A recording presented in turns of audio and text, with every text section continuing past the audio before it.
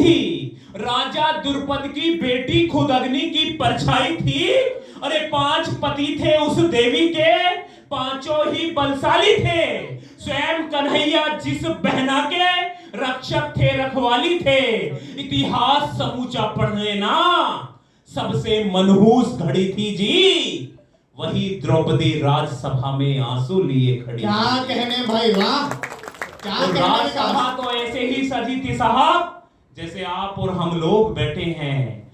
वहां जो लोग मौन थे, इतिहास में लिखा हुआ है कि उनकी खामोशी युद्ध के मैदान में खुली। लेकिन क्या हुआ वहां उस सभा में, मेरे साथ उस राजसभा में चलना, कि लज्जित हुआ गंगा का बेटा। वो पितामह भीष्म जिन्हें इच्छा मृत्यु वरदान था, उन्होंने वो भी खामोश रहे। तो क्या हुआ कि लज्जित हुआ गंगा का बेटा, शीश गड़ा था धरती पर। कि लज्जित हुआ गंगा का बेटा, शीश गड़ा था धरती पर। 2 गुरुओं का समस्त ज्ञान भी आज पड़ा था धरती पर। अरे 5 पांडव नजर झुकाए बलहीन दिखाई देते थे। विदुर लिए आंखों में आंसू गमगीन दिखाई देते थे। अरे अंधा राजा पुत्र मोह में बिल्कुल ही झूल गया था। जब अपने कर्तव्य को सिंहासन भूल गया था।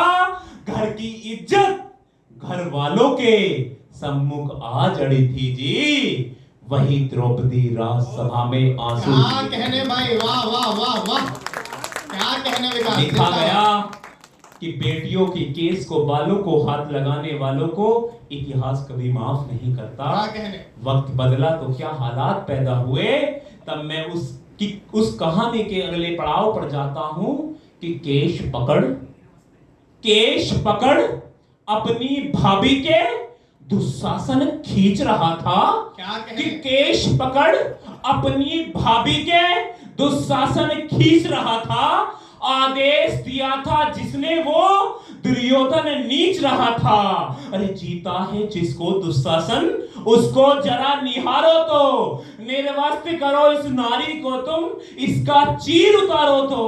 अरे झुकी हुई नजरों में अब धीर देखना है मुझको, झुकी हुई नजरों में धीर देखना है मुझको, और घमंडी इन आंखों में अब नीर देखना। क्या बात है भाई, वाह वाह। सुनकर के अंधे का अंधा आंखें बहुत चढ़ी थी जी, वही द्रौपदी राजसभा में आंसू लिए खड़ी थी। क्या कहने, वाह, शानदार भाई। और बड़े फिल्म निर्माता मनोज भैया बैठे हैं, मैं कहता हूं वो शायद एक्ट देखते हैं, लेकिन ये इस कविता को जब पूर्णता की तरफ ले जा रहा था, दद्दू से बात हुई। दद्दू ने कहा नहीं, इसमें आपको द्रौपदी की ताकत बतानी चाहिए।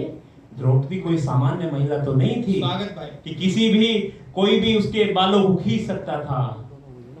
कि अब उसकी ताकत एक छंद में मैं आपसे के सामने रखता हूं, मैं अपना स्थान लेता हूं, ज्यादा अतिरिक्त समय मैं नहीं लेना चाहता। कि आग लगी थी मन के भीतर, आग लगी थी मन के भीतर, बेशक घनघोर नहीं थी।